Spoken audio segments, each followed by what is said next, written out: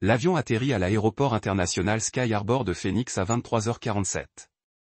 Exactement à l'heure prévue. Rona Maddox récupéra son unique bagage à main et traversa le terminal d'un pas mesuré. 5 semaines à Tokyo l'avaient laissé épuisé, mais satisfait.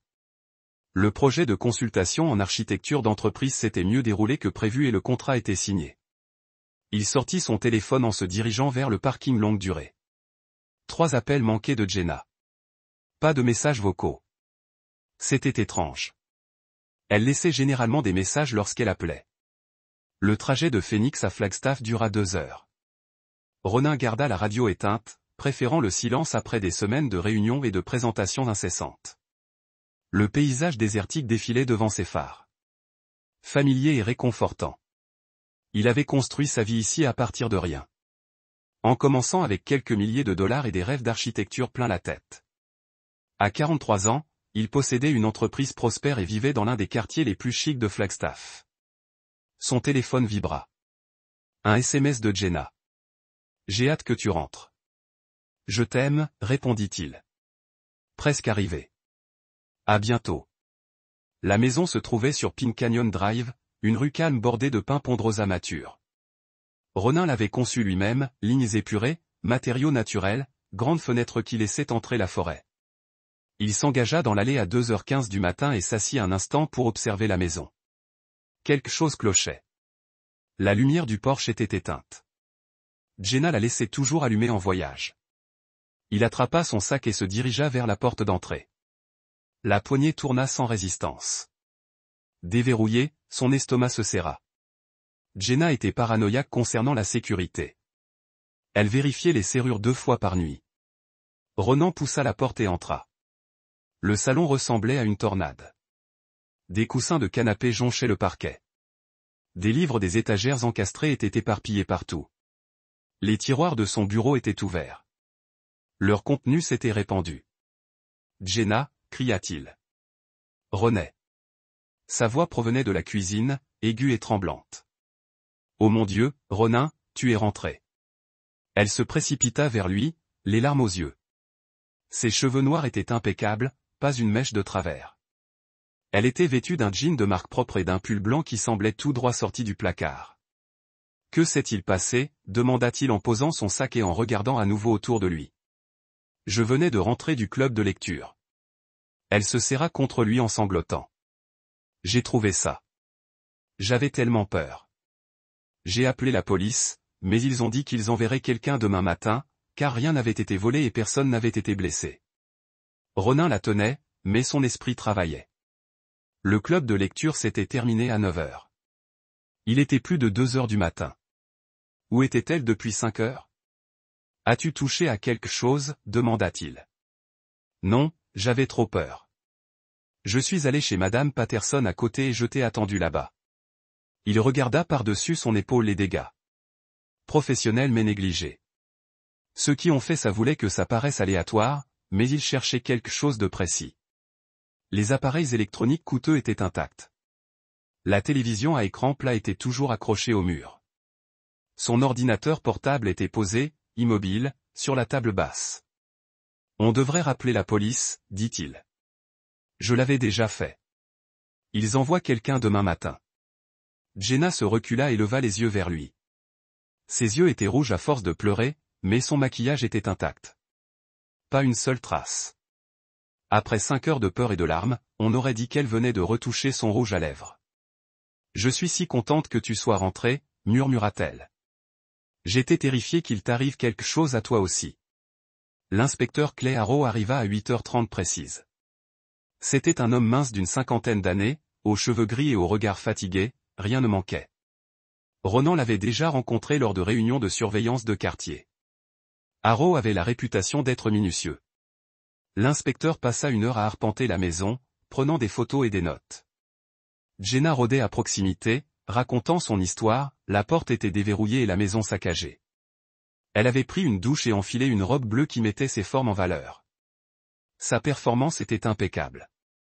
Une juste dose de peur mêlée de soulagement que Ronin soit rentré sain et sauf. « Monsieur Maddox, dit Arrow, puis-je vous parler en privé ?» Ils montèrent sur la terrasse. L'air matinal était vif. Il était parfumé de pain. Ronin attendit. Monsieur, le cambriolage ne correspond pas aux normes d'un MMO. Pas d'effraction. Le système de sécurité a été désactivé manuellement. Rien de précieux n'a été volé, à l'exception de documents et de disques durs.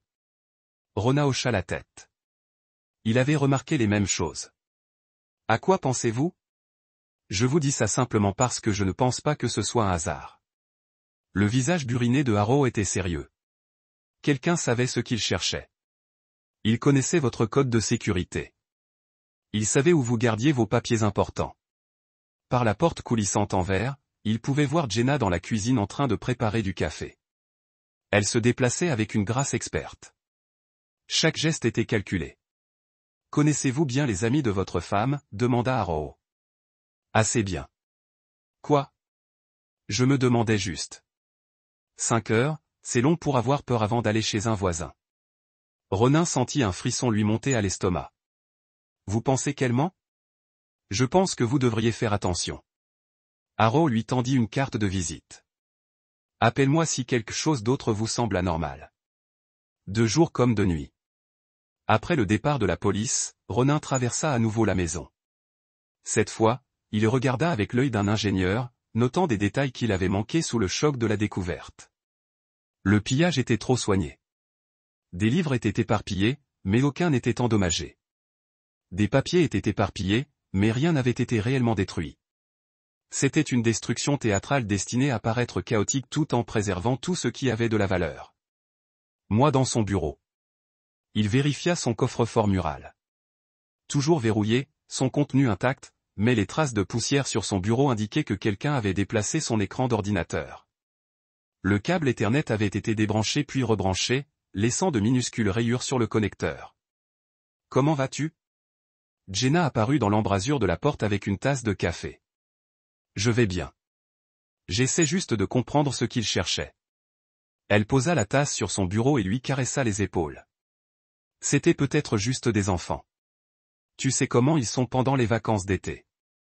Les enfants ne désactivent pas les systèmes de sécurité, Jenna. Ses mains s'immobilisèrent un instant. Je suppose que tu as raison. C'est tellement violent. Tu sais, quelqu'un fouille dans nos affaires privées. Ronan se tourna vers sa chaise pour la regarder. Où étais-tu vraiment hier soir? Entre le club de lecture et madame chez Patterson. Je vous ai dit que j'étais allé dîner après le club de lecture. Monsieur, je veux essayer ce nouveau resto en centre-ville. Lequel? Le Bistro de San Francisco Street. Vous savez, celui avec la terrasse. Ronan savait qu'il n'y avait pas de bistro avec terrasse sur San Francisco Street. Il a conçu la moitié des bâtiments de ce pâté de maison. Jenna est partie travailler à 9 heures, prétextant avoir besoin de rattraper son retard après avoir manqué la veille. Ronan a attendu que sa voiture disparaisse au coin de la rue, puis s'est mis au travail.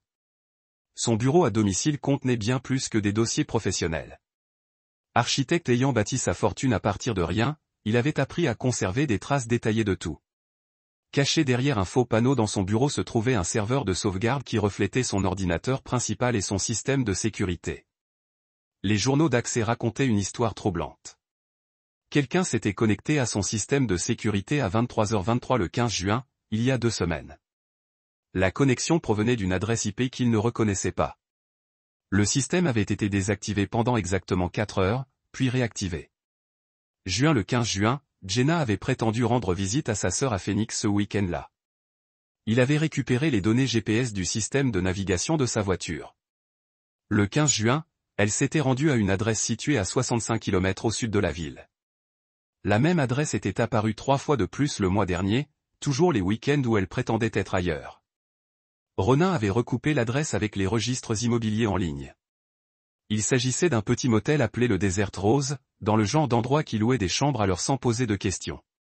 Son disque dur de sauvegarde caché avait disparu. Celui qui contenait des copies numérisées de documents juridiques, dont leur contrat de mariage. Il manquait également son testament et ses dossiers médicaux. Quelqu'un savait exactement où chercher. Le téléphone fixe a sonné. L'identification de l'appelant indiquait le cabinet de son avocat. Le cabinet de Leia Hartwell. Ici Janet. Bonjour Janet. C'est Ron Maddox. Leia est-elle disponible? Je vérifie. Elle est au tribunal jusqu'à 15 heures. Puis-je prendre un message? Dites-lui que je dois la voir aujourd'hui. C'est urgent. Tout va bien. D'accord? Dis-lui de m'appeler à son retour. Ronan passa le reste de la matinée à vérifier tous les systèmes auxquels il pouvait accéder à distance. Ses comptes professionnels étaient intacts. Ses investissements étaient en sécurité, mais quelqu'un avait tenté d'accéder à ses informations bancaires personnelles à plusieurs reprises la semaine dernière. Les tentatives ont été bloquées par l'authentification à 2 facteurs, mais elles montraient une tendance croissante au désespoir. À midi, Jenna envoya un texto disant « Je déjeune avec les filles à la maison vers 18 heures. Je t'aime ». Il se rendit au Desert Rose, un motel squatté au bord de l'autoroute 89 comme un animal blessé. Des murs en stuc rose délavé et une enseigne au néon clignotante annonçant une chambre libre en lettres brisées. Le parking était à moitié vide, rempli de pick-up et de motos.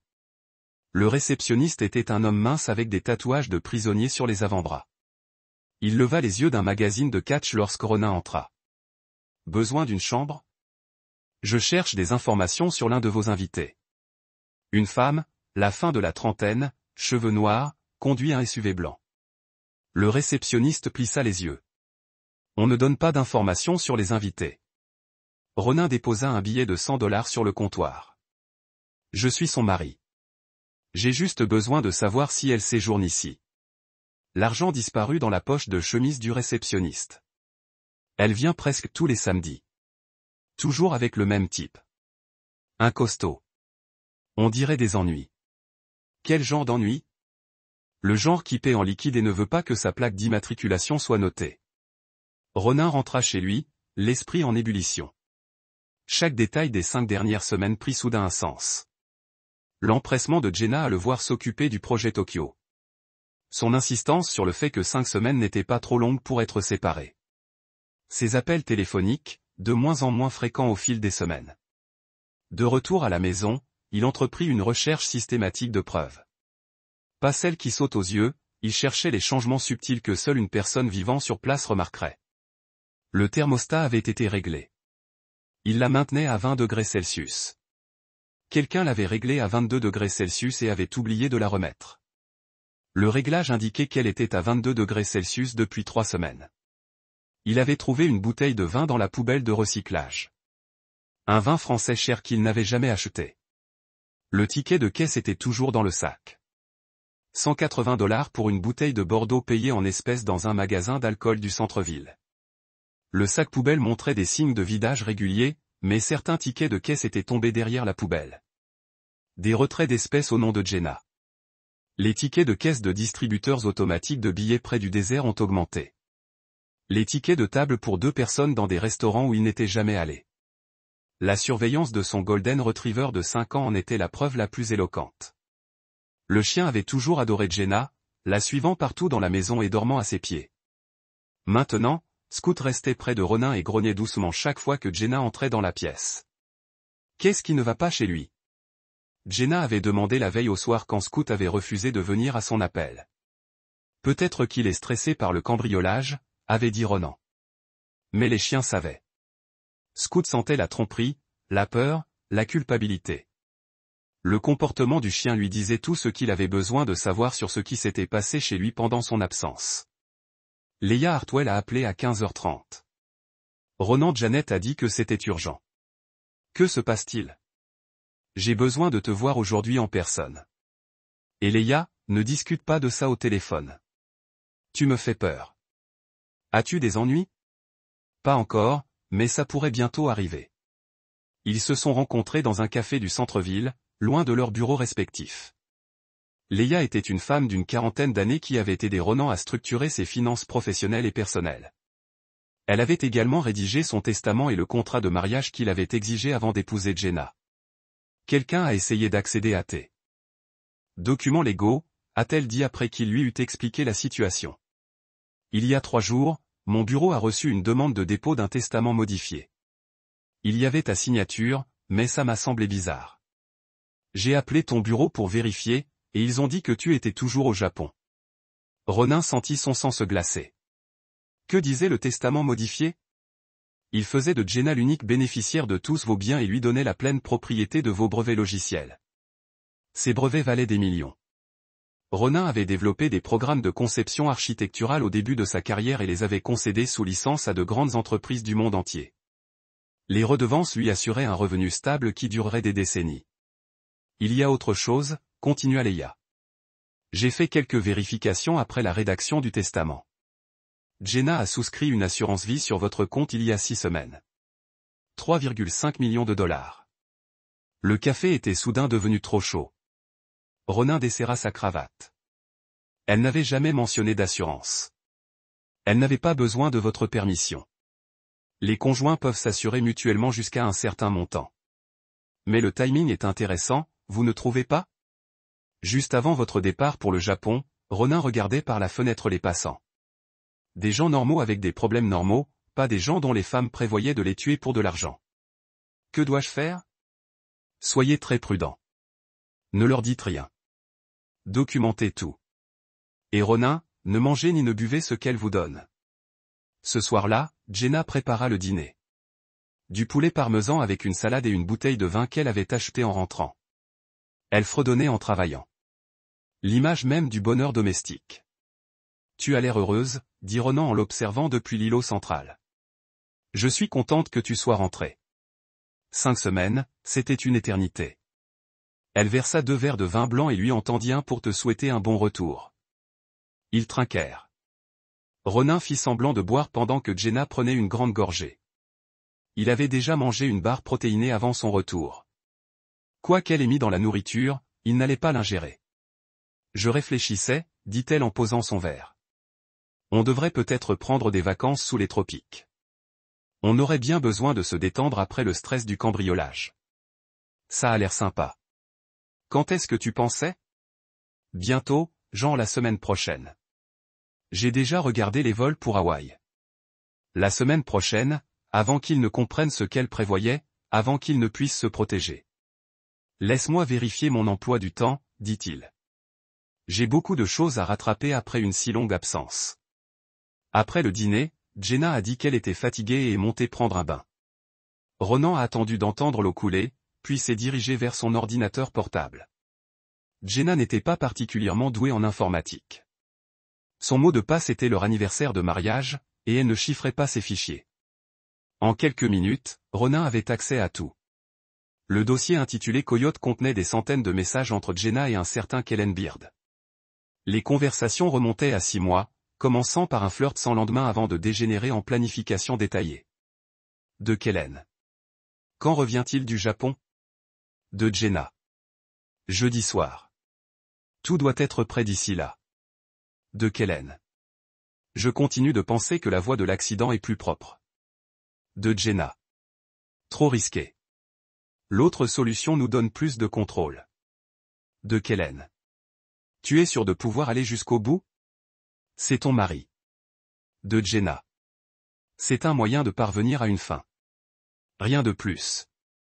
Ronin se sentit mal en parcourant les messages, les photos intimes, les discussions sur les transferts d'argent, les références à la nécessité de se faire plaisir et de faire en sorte que cela paraisse naturel. Les données GPS de son téléphone montraient que ses voyages réguliers dans le désert augmentaient constamment les jours où elle lui disait être ailleurs. Les métadonnées des photos montraient qu'elles avaient été prises dans une chambre de motel aux murs lambrissés et aux meubles bon marché. Il trouva le casier judiciaire de Kellen Beard grâce à une simple recherche en ligne. Agression aggravée en 2018, incendie criminel en 2020, suspicion de fraude à l'assurance dans plusieurs États. L'homme était un criminel professionnel, et Jenna l'avait engagé pour tuer son mari. L'eau de la salle de bain cessa de couler. Ronin ferma rapidement l'ordinateur portable et se dirigea vers le salon où il fit semblant de lire un magazine. Ça va mieux, demanda-t-il lorsque Jenna descendit chercher un peignoir. Beaucoup mieux. Viens te coucher bientôt. Je serai là dans quelques minutes. Je veux juste rattraper mon retard de lecture. Elle l'embrassa sur le front et monta à l'étage. Ronan l'écouta s'agiter dans la chambre, puis entendit le craquement du lit tandis qu'elle s'installait pour la nuit.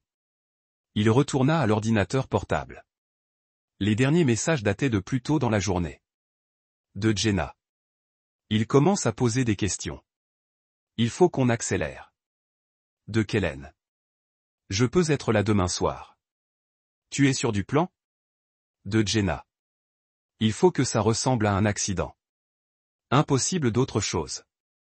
De Kellen, laisse la porte de derrière déverrouillée. Je m'occupe du reste.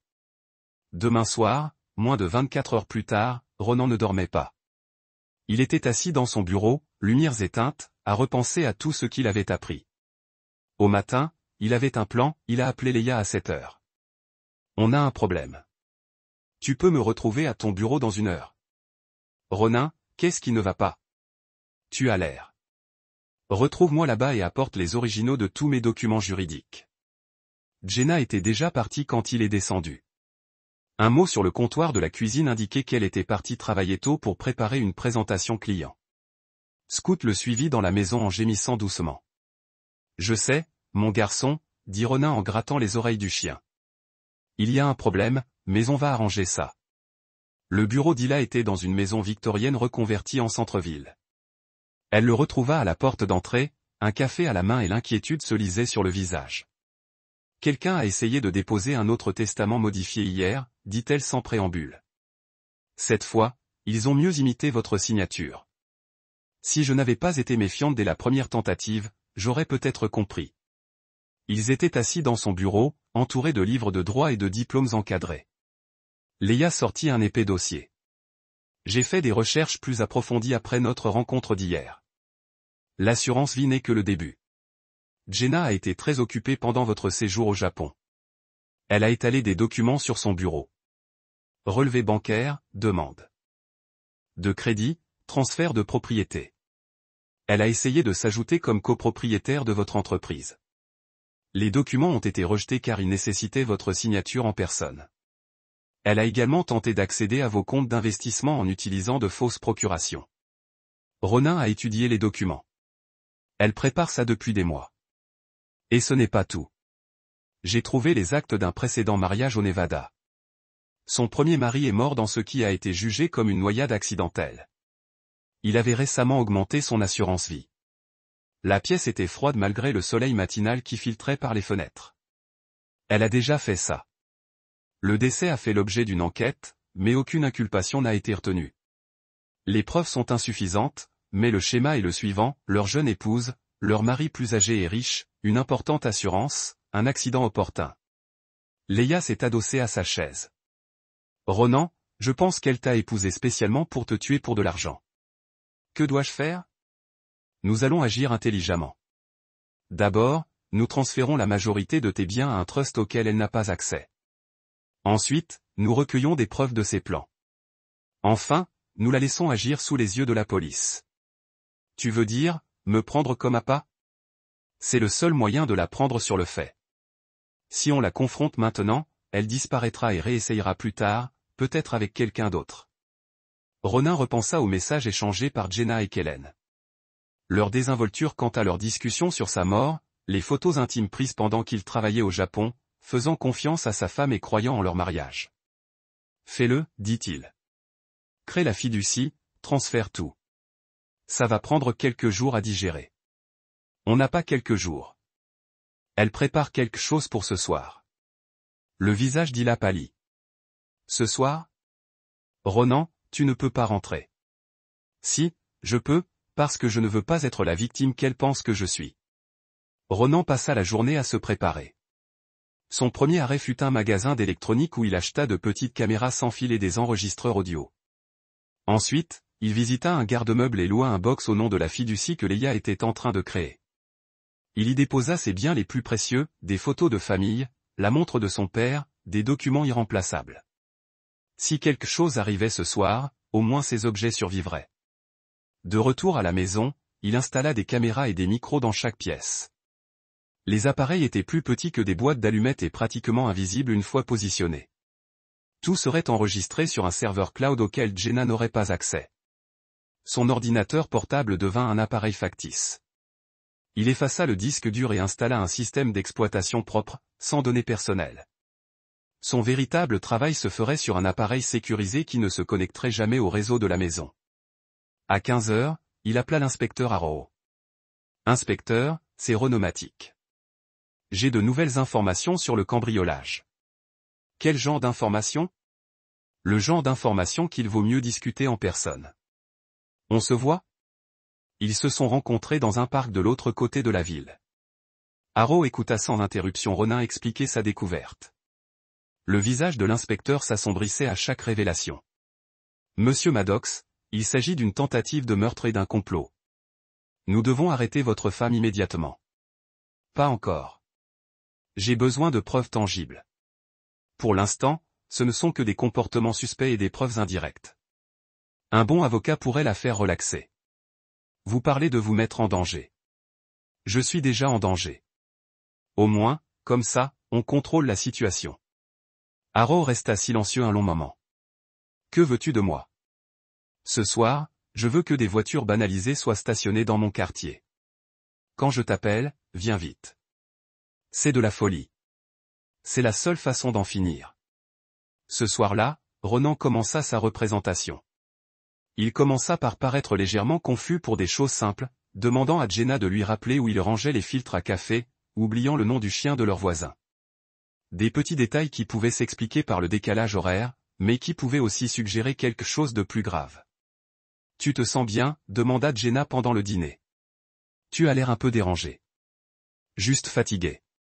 Le décalage horaire me fait vraiment mal pendant ce voyage. Tu devrais peut-être consulter un médecin. Tu as trop travaillé. » Il la remarqua en train d'écrire dans un petit carnet après le dîner, notant son comportement. Prenant en compte son instabilité mentale. À 20h21, elle annonça qu'elle allait rendre visite à son amie Sarah pour discuter des prochaines élections du club de lecture. Elle serait de retour à 11h. Conduis prudemment, dit Ronan en l'embrassant sur la joue. Elle sortit par la porte de devant, mais Ronan la regarda par la fenêtre de l'étage tandis qu'elle se garait à 2 pâtés de maison de là et retournait à la maison. Elle entra par la porte de derrière avec sa clé, se déplaçant silencieusement dans les pièces du rez-de-chaussée. Ronan resta à l'étage, faisant semblant de lire au lit tout en surveillant les caméras de son téléphone. Jenna passa 20 minutes à fouiller son bureau, vérifiant son ordinateur et cherchant des documents. Elle testa les serrures de son coffre-fort et examina les fenêtres à la recherche de capteurs de sécurité. Elle mémorisait le plan, planifiant l'attaque du lendemain. Le T-1030, elle ressortit par la porte de derrière. 15 minutes plus tard, elle franchit la porte d'entrée en criant qu'elle était rentrée. « Comment s'est passé le club de lecture ?» demanda Ronan en montant. « Bien. On a choisi un roman policier pour le mois prochain. Sarah pense que tu l'aimerais. Je le lirai peut-être après. » Jenna sourit et commença à se préparer pour aller se coucher. « J'adorerais qu'on se remette à lire les mêmes livres. Ça nous donnerait un nouveau sujet de conversation. » Elle planifiait sa mort et parlait des livres qu'ils avaient lus ensemble. La méchanceté désinvolte de la situation donnait la chair de poule à Ronan. Le lendemain matin, Jenna avait une surprise. « J'ai pris rendez-vous pour toi chez un thérapeute. Elle m'a annoncé au petit déjeuner. Dr Candan Reyes. Il est spécialisé dans le stress et l'anxiété. Je n'ai pas besoin de thérapeute. Chérie, tu as traversé beaucoup de choses ces derniers temps. Le cambriolage, le décalage horaire, le stress au travail. Ça pourrait t'aider de parler à quelqu'un. » Ronan regarda sa femme de l'autre côté de la table du petit déjeuner. Elle était magnifique dans la lumière matinale. Ses cheveux noirs reflétaient les reflets dorés de la fenêtre. J'avais du mal à croire que cette femme préparait son meurtre. J'imagine que ça ne pouvait pas faire de mal. Super. Il peut te voir aujourd'hui à 14h. J'ai déjà libéré ton agenda. Le docteur Cameron Reyes avait un cabinet dans une maison transformée près du centre-ville. La salle d'attente sentait la lavande et diffusait une musique douce conçue pour favoriser la détente. Tout dans cet endroit semblait authentique. Reyes, lui, était une autre histoire. C'était un homme corpulent d'une trentaine d'années, aux cheveux grisonnants prématurément, et son regard froid ne correspondait pas à son sourire chaleureux. Sa poignée de main était trop ferme, ses gestes trop contrôlés. « Monsieur Maddox, veuillez vous asseoir. Votre femme me dit que vous avez des difficultés ces derniers temps. Rien de grave, juste le stress du travail et la fatigue des voyages. Elle a mentionné que vous aviez des oublis, que vous étiez confus sur des choses simples. » Ronan a reconnu les questions suggestives. Reyes essayait d'établir un schéma d'instabilité mentale. « J'ai peut-être confondu quelques éléments. Il est difficile de se réadapter après un séjour à l'étranger. Vous êtes-vous senti déprimé? Désespéré? Pas particulièrement. Avez-vous eu des pensées autodestructrices? Voilà. La question qui justifierait tout ce qu'il préparait. Non, jamais. Reyes a pris des notes sur un bloc-notes. Votre femme est très inquiète pour vous. Elle dit que vous agissez bizarrement depuis votre retour du Japon. Replié sur vous-même, paranoïaque, facilement confus. Ma femme s'inquiète trop. Avez-vous parfois envie d'abandonner? Comme si la vie ne valait pas la peine d'être vécue. Ronin croisa le regard de l'homme. Docteur Reyes, êtes-vous thérapeute agréé? Une lueur d'agacement traversa le visage de Reyes. Bien sûr, pourquoi me posez-vous cette question? Simple curiosité. Vous ne ressemblez à aucun thérapeute que j'ai déjà rencontré. La séance se termina par la recommandation de Reyes de rendez-vous hebdomadaire et d'un éventuel traitement contre l'anxiété et la dépression. Il tendit à Ronin une carte de visite avec un numéro de téléphone, mais sans adresse. Ronin vérifia les antécédents de Cameron Reyes. Pas de permis d'exercer la thérapie en Arizona.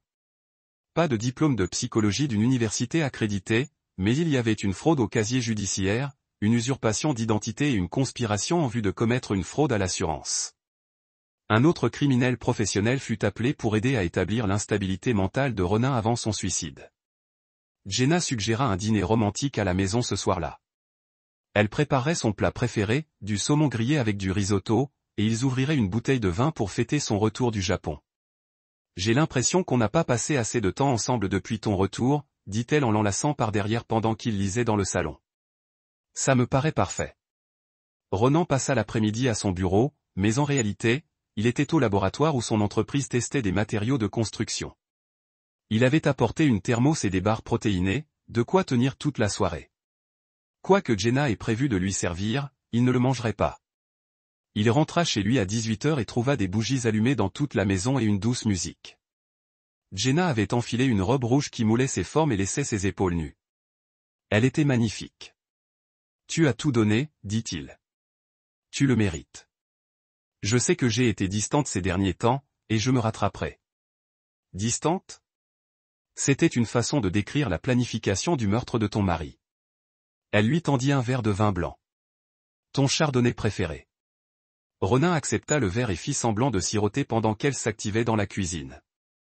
Le vin avait un goût normal, mais il ne voulait prendre aucun risque. Lorsqu'elle se détourna, il en versa la majeure partie dans une plante en pot. Le dîner se composait d'un saumon raffiné, cuit à la perfection. Risotto crémeux, légumes rôtis. Jenna l'observa attentivement tandis qu'il déplaçait la nourriture dans son assiette, faisant semblant de manger alors qu'en réalité, il ne consommait rien. Tu ne manges pas beaucoup, observa-t-elle.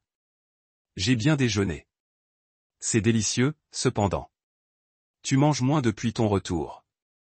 Tu ne te sens pas bien? Une nouvelle preuve de son déclin. Juste en train de s'adapter au décalage horaire.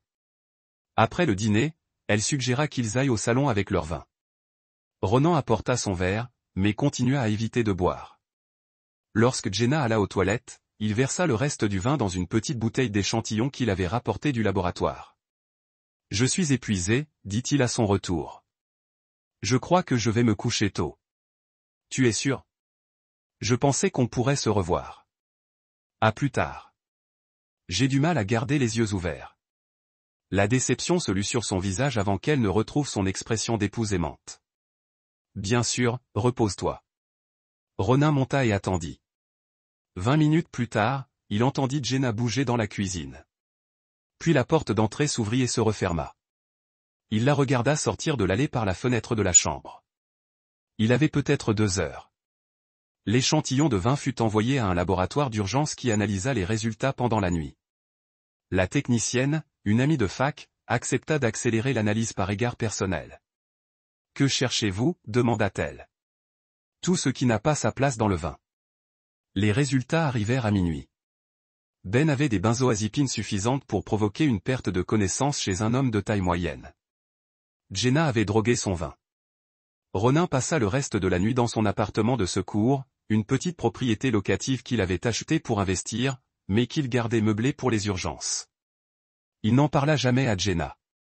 Scout l'accompagna. Le chien sembla comprendre qu'il se cachait, restant silencieux et vigilant. Le lendemain matin, Ronin redoubla d'efforts. Il fit semblant de trébucher en sortant de sa voiture. Il avait oublié le nom de leur facteur, un homme qu'il connaissait depuis 3 ans. Il avait laissé la cafetière allumée et oublié de l'éteindre. Jenna avait tout documenté. Elle avait commencé à trimballer son carnet partout, notant chaque épisode de son prétendu déclin mental. « Tu devrais peut-être prendre un congé », suggéra-t-elle. « Tu n'es clairement plus toi-même. »« Je ne peux pas me permettre de prendre congé maintenant. Ta santé est plus importante que ton travail. » Cet après-midi-là, elle a rapporté un flacon de somnifère. Le docteur Reyes pensait que ça pourrait t'aider à soulager ton insomnie. Il a demandé une ordonnance. Ronin a examiné le flacon. Des sédatifs à forte dose qui seraient dangereux en association avec de l'alcool ou d'autres drogues. Je ne souffre pas d'insomnie. Tu te retournes dans ton lit toutes les nuits depuis son retour. Lui, il ne se retournait pas. Il était resté allongé, parfaitement immobile, à l'écouter. Respirait, se demandant quand elle comptait le tuer. 2 nuits plus tard, Jenna a fait son coup suivant. Ronan était dans son bureau lorsqu'il a senti une odeur de gaz. Pas beaucoup, juste assez pour le remarquer si on y prêtait attention. La cuisinière était allumée, mais pas allumée. Une fuite lente qui s'accumulerait au fil des heures. Si quelqu'un dormait à l'étage, sous l'effet du vin et des somnifères, il risquait de ne pas se réveiller lorsque le gaz atteindrait des niveaux dangereux. Ronin a éteint le poêle et a ouvert les fenêtres. Il ne l'a pas mentionné à Jenna. Le lendemain matin, elle a demandé comment il avait dormi. Très bien, quoi? Je pensais que j'avais senti du gaz plus tôt. J'étais inquiet qu'il puisse y avoir une fuite. Je n'ai rien remarqué. Peut-être que nous devrions faire vérifier le poêle. Les fuites de gaz peuvent être dangereuses. Elle mettait en place son histoire. Lorsque son corps a été retrouvé, elle disait aux enquêteurs qu'elle s'inquiétait d'une fuite de gaz. Sa mort serait jugée accidentelle, une combinaison tragique d'inhalation de gaz et de médicaments endormis. Mais Ronin n'allait plus dormir dans la maison. À partir de maintenant, il resterait dans l'appartement de secours et rentrait chez lui chaque matin avant que Jenna ne se réveille. Qu'il a également appelé le détective Arrow. Elle a essayé de me gazer hier soir. Jésus-Christ, Ronan. Cela est allé assez loin. Nous l'arrêterons. Pas encore. J'ai besoin d'elle pour faire un geste qui prouve l'intention. En ce moment, elle peut prétendre que tout était accidentel. Vous jouez avec le feu. Je joue pour gagner. Ronin a donné Jenna l'ouverture qu'elle attendait. Un jeudi matin, il a annoncé qu'il mettait à jour son testament. Pourquoi? Demanda-t-elle, levant les yeux de son café. L'introduction m'a fait réaliser à quel point nous ne sommes pas préparés. Si quelque chose m'arrive, je veux m'assurer que vous êtes pris en charge. Ses yeux s'éclaircissent avec une véritable excitation. C'est très réfléchi. Je rencontre Leia cet après-midi pour apporter les changements. Ensuite, je dois me rendre à Phoenix demain pour une urgence client. Juste du jour au lendemain. Phoenix? Je pensais que tu avais fini de voyager pendant un moment. Cela est apparu soudainement. Un problème structurel avec un bâtiment Morrison. Si je ne le gère pas personnellement, nous pourrions perdre le client. Ce soir-là, Jenna était plus affectueuse qu'elle ne l'avait été depuis des mois. Elle a encore préparé son repas préféré, versé du vin qu'il n'a pas bu et a parlé de leur avenir ensemble. Lorsque vous reviendrez de Phoenix, nous devrions peut-être commencer à planifier ses vacances à Hawaï, a-t-elle déclaré. Cela semble parfait. Il a emballé une valise et est parti le lendemain matin, s'assurant que Jenna le voyait partir. Mais au lieu d'aller à Phoenix, il s'est garé dans les bois à un quart de mile de la maison et a attendu. La propriété a été soutenue sur les terres forestières nationales. Les pins Ponderosa ont fourni une couverture parfaite pour la surveillance. Ronin s'était positionné où il pouvait voir à la fois l'avant et l'arrière de la maison à travers des jumelles. Scout est resté avec lui, entraîné pour garder le silence. T 2 heures le SUV blanc de Jenna s'est arrêté dans l'allée. Elle était à la maison tôt du travail. 30 minutes plus tard, une camionnette noire est arrivée. Un grand homme avec une tête rasée est sorti et s'est dirigé vers la porte arrière. Kellambeld montra finalement son visage. Ronan a activé l'application d'enregistrement sur son téléphone et s'est installé à l'attente des caméras sans fil. Ronin a regardé Jenna et Kellen s'embrasser dans la cuisine. Ils se sont déplacés avec la familiarité des amoureux de longue date, les mains se touchant avec désinvolture pendant qu'ils parlaient. Où est le chien? La voix de Kellen a clairement traversé le flux audio. Il s'est enfui ce matin, chassant probablement les lapins dans les bois. Scout était en fait allongé à côté de Ronin, parfaitement silencieux et bien formé. Mais Jenna avait besoin de rendre compte pour son absence. Bon. Je ne veux pas qu'il gêne. Ils ont déménagé dans le salon où Jenna a versé du vin pour les deux. Ronin a ajusté sa position pour obtenir une meilleure vue à travers les fenêtres avant. Dites-moi à nouveau comment cela va fonctionner. Jenna a dit, simple. Nous attendons qu'il revienne demain soir. Vous droguez son vin comme avant, mais cette fois, vous utilisez plus. Assez pour le rendre inconscient, mais pas assez pour le tuer. Convaincant. Les clauses de suicide ne s'appliquent que pour les 2 premières années d'une politique. Votre politique a 6 semaines, mais s'il semble qu'il avait un changement de cœur et a essayé d'échapper à l'incendie, cela devient une mort accidentelle. Paiement complet. Ronan se sentait malade à les écouter planifier son meurtre avec l'efficacité occasionnelle des personnes discutant des plans du dîner. Ce ne sont pas des crimes de passion ou de désespoir. Ils ont été calculés des exécutions professionnelles conçues pour maximiser les bénéfices. Êtes-vous nerveux? Demanda Kellen. Pas vraiment. Je planifie cela depuis des mois. Il n'a aucune idée de ce qui s'en vient. Il semble être un gars intelligent. Vous êtes sûr qu'il n'a rien compris? Jenna rit. Ronan est brillant avec les bâtiments et les ordinateurs, mais il n'a complètement aucune idée des gens. Il pense toujours que je l'aime. Kellen se rapprocha d'elle sur le canapé. Et après? Lorsque tout cela est fini, nous disparaissons pendant un certain temps, laissez l'enquête sur l'assurance suivre son cours. Ensuite, nous faisons surface dans un endroit chaud avec de très bonnes lois sur la confidentialité bancaire et vivons heureusement pour toujours sur son argent. Exactement. Ils ont passé l'heure suivante à passer les détails. Kellen avait apporté une cartouche à gaz qu'il cachait dans le garage. Ils ont discuté du timing, des itinéraires d'évasion et des alibis. Jenna rendrait visite à sa sœur à Phoenix lorsque l'incendie a commencé à avoir besoin de réconfort après le suicide tragique de son mari à 15 heures. Kellen est parti par la porte arrière. Son camion a disparu sur la route de montagne, mais Ronan savait qu'il serait de retour demain soir. Jenna est restée dans la maison, se déplaçant dans les chambres comme si elle les mémorisait. Elle a rassemblé des articles personnels, des bijoux, des photos, des documents importants et les a emballés dans une valise. Les choses qu'elle voulait sauver avant que l'incendie ne détruise tout le reste. Elle était très minutieuse, très professionnelle. Que t'es 19h, elle a chargé la valise dans sa voiture et est partie, probablement pour la ranger dans un endroit sûr. Ronin a appelé le détective Arrow. Cela se passe demain soir.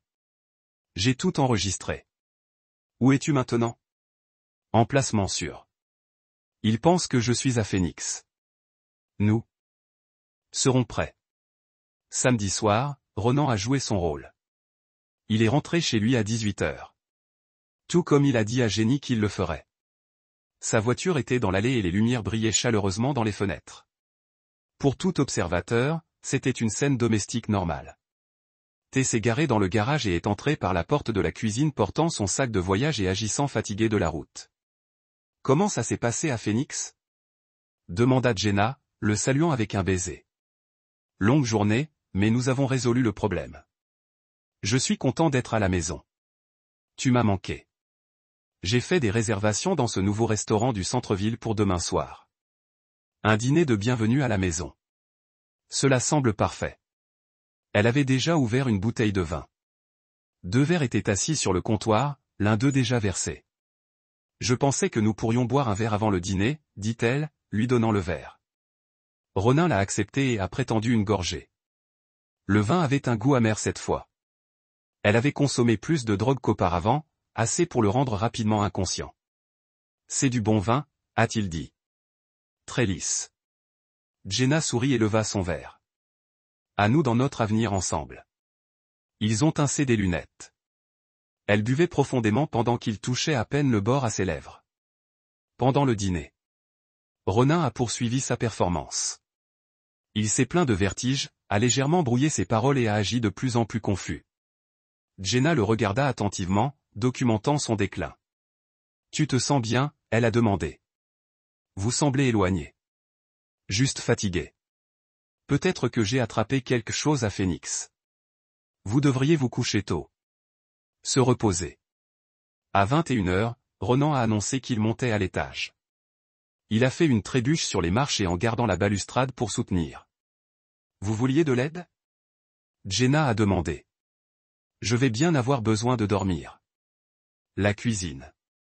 Il devrait sortir pendant des heures. La voix de Kellen est clairement passée. Je suis à 10 minutes. Gardez la porte arrière déverrouillée. À 9h45, le camion de Kellen s'est arrêté dans les bois derrière la maison.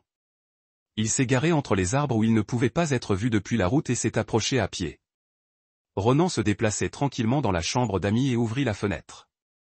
Le cachet lui a permis de descendre et de s'échapper dans la forêt si nécessaire. Man moved with surprising key force on his size. Where is he? Kellen whispered. Upstairs. Completely unconscious. You sure? He used twice the normal dose. He could barely walk up the stair. Kellen nodded and walked to the garage. He returned carrying a 5 gallon gas canister. On s'y start spreading this, we have maybe 2 minutes before the fume get dangerous, he said. What about checking on lui d'abord? Dans le couloir. Rona, Jenna appelait doucement, chérie, tu es réveillée. Aucune réponse de la chambre principale où les oreillers sous couverture ont créé l'illusion d'un corps endormi. Il a froid, a déclaré Jenna. Parfait. Faisons cela. Ils sont revenus en bas. Kellen a commencé à répandre l'essence dans la cuisine du premier étage, le salon, le couloir. L'odeur chimique était écrasante, même à l'étage. Rappelez-vous, a-t-il dit, vous n'étiez jamais ici ce soir. Vous êtes chez votre sœur à Phoenix, bouleversé par le comportement étrange de votre mari. Je connais le plan. Après avoir allumé cela, nous avons environ 30 secondes pour être clairs. L'endroit entier augmentera rapidement. Jenna a sorti son téléphone et a envoyé un SMS. Probablement pour établir son message d'alibi à sa sœur de Phoenix. Prêt? Demanda Kellen. Attendez. La voix de Jenna était étrange. Je veux le voir une fois de plus. Pourquoi? J'ai juste besoin de savoir qu'il va vraiment mourir. Ils ont de nouveau grimpé les escaliers. Cette fois, ils sont entrés dans la chambre principale. Jésus, Kellen dit. Vous le droguez vraiment bien. Il ne bouge pas du tout. Il est censé être mort. Jenna a dit qu'il y avait quelque chose qui ne va pas avec sa voix. Il est censé être mort. Un accident est venu de la chambre. Puis Jenna hurle. Il n'est pas là. Il n'est pas dans le lit. Ronan sourit et sortit son téléphone. Il est temps d'appeler la cavalerie. Détective Arrow, ils sont dans la maison. Viens maintenant. Au loin, il pouvait déjà entendre les sirènes approcher. Plusieurs unités convergeant sur Pink Canyon conduisent à travers le flux de la caméra. Il a regardé Kellen saisir le bras de Jenna. Nous devons y aller maintenant. Mais où est-il? Comment a-t-il? La porte d'entrée a explosé vers l'intérieur. Des policiers et des équipements tactiques ont inondé la maison, criant des commandements. Gel. Main le haut. Monté sur le sol. Kellen a cherché quelque chose dans sa veste, mais 3 policiers l'ont attaqué avant de pouvoir tirer toute arme qu'il transportait.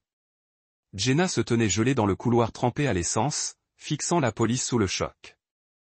Genox, tu es sous arrestation pour tentative de meurtre et complot en vue de commettre un meurtre. Le détective Arrow a annoncé, c'est impossible, a-t-elle chuchoté. Il est censé être mort. Il est censé être mort. Ronan sortit de la forêt et s'approcha de la maison. Le scout trottait à côté de lui, la queue remuant. Plusieurs voisins étaient sortis pour regarder le spectacle. Jenna l'a vu à travers la fenêtre avant et a crié un son de rage pure et de frustration. Vous avez tout votre faute. Le procès court. Morte et paierait bien pour cela. Nous pourrions voler la maison avant de le brûler. L'avocat de la défense de Jenna a tenté de la dépeindre comme une victime de la manipulation de Kellen, mais les conversations enregistrées ont détruit cette stratégie. Ses propres mots l'ont condamné.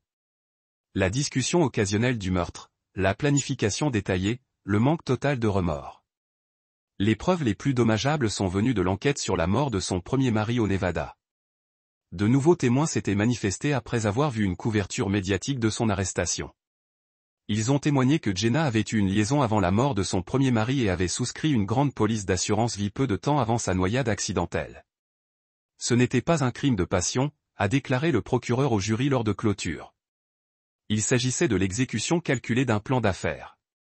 J-Matic considérait le mariage comme une carrière et un meurtre comme un moyen de récupérer ses prestations de retraite. Le jury a délibéré pendant moins de 4 heures. Coupable sur toutes les accusations. Tentative de meurtre, complot en vue de commettre un meurtre, une fraude à l'assurance et une falsification de l'identité liée à son précédent mariage. Lorsque le verdict a été lu, Jenna a finalement perdu son sang-froid complètement. Il a manipulé tout le monde. Elle cria à la salle d'audience. Il m'a installé. C'est lui qui devrait être jugé.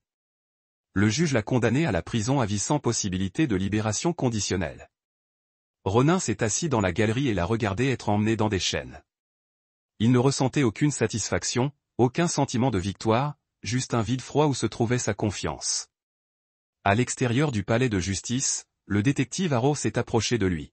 « Vous avez fait du bon travail là-dedans », a déclaré le détective. « La plupart des gens n'auraient pas eu la patience de le laisser jouer comme vous. La plupart des gens n'ont pas d'épouse qui essaie de les tuer. » Vrai. Quelle est la prochaine étape pour vous? Ronin leva les yeux vers les montagnes entourant Flagstaff. Les sommets étaient déjà saupoudrés de neige précoce. Je quitte l'Arizona. Trop de mauvais souvenirs ici. Où irez-vous? Colorado. Peut-être que je peux recommencer. 6 mois plus tard, Ronin s'est assis sur le pont d'une cabine à Durango, Colorado. Les montagnes de San Juan se levèrent autour de lui comme des cathédrales en pierre, leur sommet attrapant la lumière dorée de la fin de l'après-midi. Scout est gardé ses pieds, grisonnant autour du museau, mais toujours alerte. Le chien ne s'était jamais complètement remis du stress de ces dernières semaines en Arizona. Mais il était mieux ici dans les montagnes tranquilles. Le cabinet d'architecte de Ronan avait déménagé avec succès. Plusieurs de ses employés clés l'avaient suivi au Colorado, et il travaillait déjà sur de nouveaux projets. Le changement de décor avait déclenché sa créativité de manière inattendue qu'une lettre était assise sur la table à côté de sa tasse de café. Correspondance officielle du tribunal avec le numéro de prisonnier de Jenna dans le coin de l'adresse de retour. Sa dernière demande de libération conditionnelle avait été refusée le 3e en 6 mois, mais il a ramassé la lettre et s'est dirigé vers le foyer qu'il a construit derrière la cabine. Les flammes ont attrapé le papier rapidement, réduisant ses mots à H. Le pardon est un luxe, a-t-il dit à Scout. Et je ne donne pas de rabais. La queue du chien a frappé une fois contre les planches de pont que le téléphone de Ronan bourdonnait d'un texte de Leia. Le nouveau client veut construire une station à Aspen. Intéressé? Il a tapé. Envoyez-moi les détails. Le travail était bon. Le travail était sûr. Le travail n'a pas essayé pour l'empoisonner ou brûler sa maison. Alors que le soleil se couchait derrière les montagnes, Ronin est entré à l'intérieur pour examiner les plans architecturaux répartis sur sa table de salle à manger. Demain apporterait de nouveaux défis, de nouveaux projets, de nouvelles opportunités de construire quelque chose de ne pas avoir rien fait auparavant. Il pourrait le refaire. À l'extérieur, le fosse de feu créait doucement, consommant les dernières traces de son.